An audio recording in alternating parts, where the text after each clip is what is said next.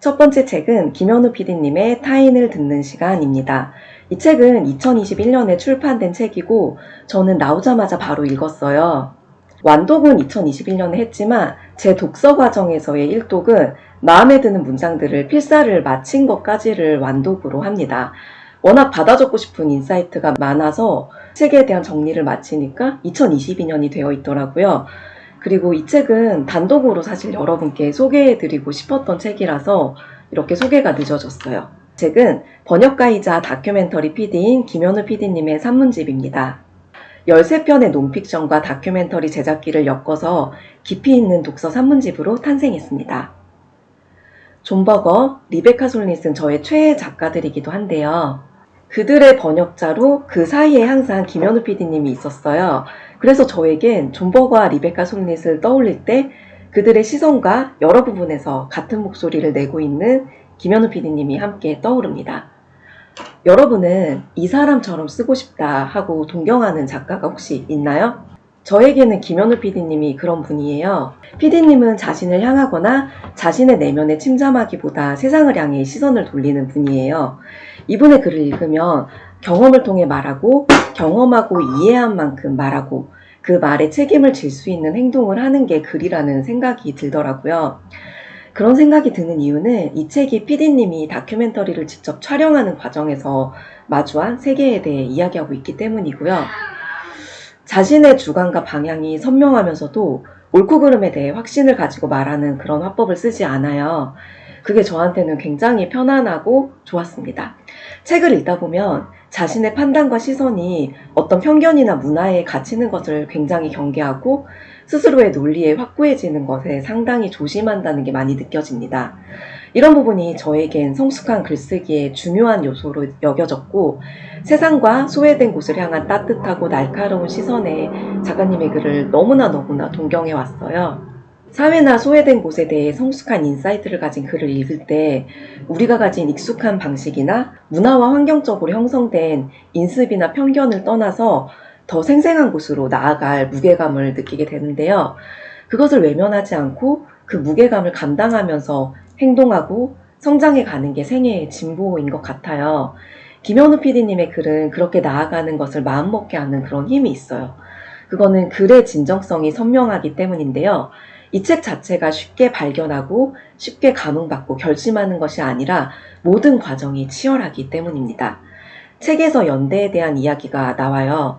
이 부분은 앤드루 솔로몬의 부모와 다른 아이들이라는 책을 콘텍스트로 다루면서 자폐, 동성애, 장애라는 세 가지 주제로 다큐멘터리를 찍는 동안의 경험을 통해 책을 다룹니다. 조금 읽어드릴게요. 연대는 타인을 이해한 후에야 가능한 것이 아니다. 그것은 타인에 대한 이해와 상관없이 그들을 인정할 때 가능하다. 이해하지 못했다는 것이 타인의 존재를 그의 고유한 세계가 있음을 부정하는 핑계가 될 수는 없다. 내가 이해하든 못하든 상관없이 타인의 세계는 엄연히 존재한다. 탓해야 할 것은 타인이 지닌 낯선 특징이 아니라 그 세계를 인정하지 못하는 나의 편협함이어야 한다. 그리고 그런 편협함은 둔감한 사람 혹은 둔감해도 되는 사람들의 특징이다. 대체로 아픈 사람들 혹은 결핍을 겪어본 이들이 타인에 대해 더 예민하다. 세월호 사건으로 자식을 잃은 부모들의 마음을 5.18 유족들이 안다라고 할 때의 마음도 바로 그러했을 것이다. 각자 다른 이유로 아프겠지만 아픈 자리가 같은 사람들 혹은 자리가 다르더라도 아프다는 공통점을 가진 사람들은 그래서 연대할 수 있다. 여기서 내가 이해하든 못하든 상관없이 타인의 세계는 엄연히 존재하고 탓해야 할 것은 타인의 낯선 특징이 아니라 그 세계를 인정하지 못하는 나의 편협함이어야 한다. 이 문장이 너무 공감되지 않으세요? 한 가지 부분을 더 읽어드릴게요. 언어와 경험에 대한 이야기인데요. 코타키나발루에서 만난 여인과의 인터뷰 과정에서의 경험을 이야기해요. 이 여인의 삶이 자신의 기준으로 힘들고 척박해 보였던 거예요. 그래서 무심코 인터뷰 중에 당신 자신을 위해 바라는 게 있습니까?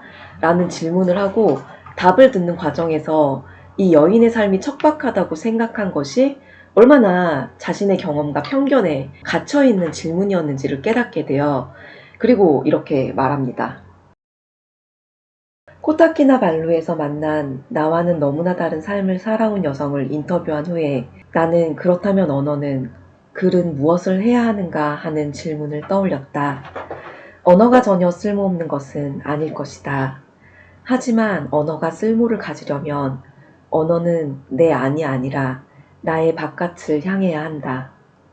그리고 언어보다 먼저 몸으로 상대에게 다가가야 한다.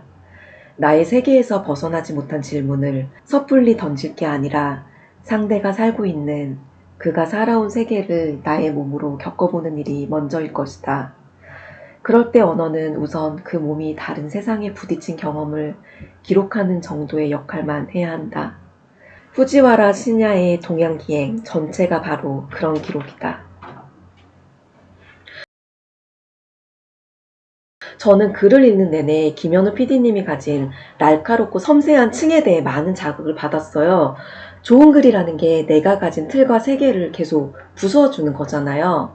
제가 여러 번 존버거를 좋아한다고 얘기하는 이유가 바로 이런 부분 때문이거든요. 제가 당연한 듯 가지고 있었던 생각에 대해 과연 그게 전부일까라는 질문을 계속 던져주는 면이 있어요. 그런데 김현우 PD님의 글도 그런 힘을 가지고 있어요.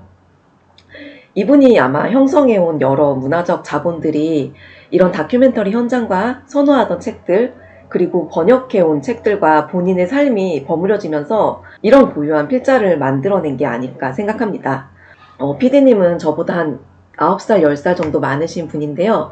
저한테는 굉장히 롤모델 같은 필자입니다. 그래서 2022년 저의 첫 번째 올해의 책은 김현우 PD님의 타인을 듣는 시간이었습니다. 두 번째 책은 나이덕 시인의 파일명 서정시 시집입니다. 나이덕 시인은 1989년 중앙일보 신춘문예로 등단한 후 계속해서 창작 활동을 하고 계신데요. 이번 시집은 나이덕 시인의 8번째 시집입니다. 이 책의 제목 파일명 서정시는 책 속에 수록된 시의 제목인데요. 그 냉정기 구동독 정보국이 시인 라이너 쿤제를 감시하며 작성한 자료집에서 빌려온 제목이기도 합니다. 우리나라에도 21세기 자유민주주의 공화국과는 어울리지 않는 사건들이 있었죠. 문학의 블랙리스트나 세월호 사건, 민간인 사찰부터 정권이 바뀐 지금도 여러 가지 불편한 사건들이 계속 자행되고 있어요. 나이덕 시인은 시인으로서 현실에 대해 자신의 목소리를 내고 있는 시인이기도 합니다. 제가 아는 작가 중 가장 정치적인 글을 쓴 사람 중 한 명이 마르그리트 듀라스인데요. 아이러니하게도 듀라스는 문학의 정치적인 목소리를 내는 것을 거부했던 사람이기도 해요. 그녀는 문학은 순수하게 문학의 자리에 있어야 한다고 얘기하거든요. 이 부분을 듀라스의 말이라는 책을 참고하시면 됩니다. 그런데 저는 시대를 반영하고 증언하는 역할을 문학을 통해 하는 것도 문학의 역할 중 하나이고 긍정적인 측면이라는 입장을 가진 독자예요. 그건 아마도 제가 개인적으로 정치나 사회학에 관심이 많은 독자이기 때문이기도 한 것 같아요. 아무튼 저는 그런 의미에서 이 시집을 긍정적인 시선으로 본 독자이고 한편으론 너무 많은 위로와 용기를 얻기도 했습니다. 이 시집에서 제가 제일 좋아했던 시는 두 편입니다. 하나는 파일명 서정시이고 하나는 나평강 약전이에요. 파일명 서정시를 좀 읽어드릴게요. 중간에 부분 발제된 부분인데 이 사랑의 나날 중에 대체 무엇이 불온하단 말인가. 그들이 두려워한 것은 그가 사람의 마음을 열 수 있는 말을 가졌다는 것, 마음의 뿌리를 돌보며 살았다는 것, 자물쇠 고치는 노역에도 시 쓰는 일을 멈추지 않았다는 것. 파일명 서정시에서 풀려난 서정시들은 이제 햇빛을 받으며 고요히 반짝인다. 그의 생애를 견뎌온 문장들 사이로 한 사람이 걸어 나온다. 맨발로 그림자조차 걸치지 않고. 또 한편의 시는 나평강 약전입니다. 이거는 시 전문을 읽어드릴게요. 그는 얼마간의 가축을 키웠다. 병아리들을 부화시켜 마당에 놓아 먹였고 입덧이 심한 아내를 위해 얼룩염소 한 마리를 사다가 젖을짜 먹였다.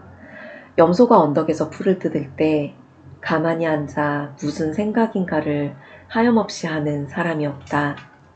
염소가 풀을 다 뜯은 후에도 멀리서 들려오는 피리 소리에 귀 기울이는 사람이었다. 언덕의 풀처럼 나지막하고 바람에 잘 쓸리는 사람이었다. 닭 키우는 걸 좋아했지만 죽은 닭은 잘 만지지 못하는 사람이었다. 갓난 달걀과 막 짜낸 염소젓. 생전에 그가 식구들에게 건네준 전부였다. 그보다 따뜻한 것을 알지 못한다. 이 마지막 부분이 계속 읽을 때마다 저는 매번 뭉클하더라고요. 그래서 이 시는 낭독하면서 읽을 때 굉장히 마음이 따뜻해지면서 조금 슬픈 그런 시입니다. 굉장히 따뜻하고 아름답죠. 그 약전이란 건 간략하게 쓴 전기인데요. 나평강의 인생은 가축을 키우고 가족을 살뜰히 돌보고 자연에서 염소를 키우며 사색을 하고 자연의 소리를 듣고 닭을 키우지만 죽은 닭을 잘 만지지 못하고 자신이 꾸린 작은 축산업으로 가족을 먹여 살린 것이 전부예요. 그리고 그것을 기록하는 화자의 시선은 내내 따뜻하고 경외감이 담겨 있죠. 마지막 문장이 너무 공감되고 좋았는데요. 생전에 그가 식구들에게 건네준 전부였다.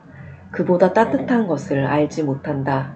이 문장이 모든 말을 해주고 있다는 생각이 들었어요. 시인이 이 시집을 통해 제시하고 싶은 삶에 대한 경애와 존중이 이런 게 아닐까 싶어요. 시인은 세월호 피해자들에 대해 또 유린당한 여자들에 대해 가난하고 소외된 삶에 대해 시를 씁니다. 시집을 읽으며 삶이라는 단어를 많이 생각했어요.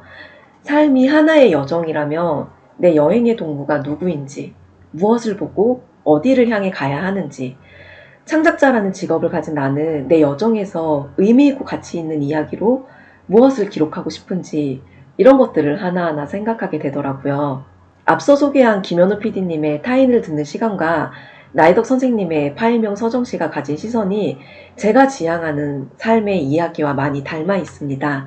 그래서 저희 2022년 올해의 책 첫 번째 책과 두 번째 책으로 이 책들을 여러분께 소개하고 싶었습니다.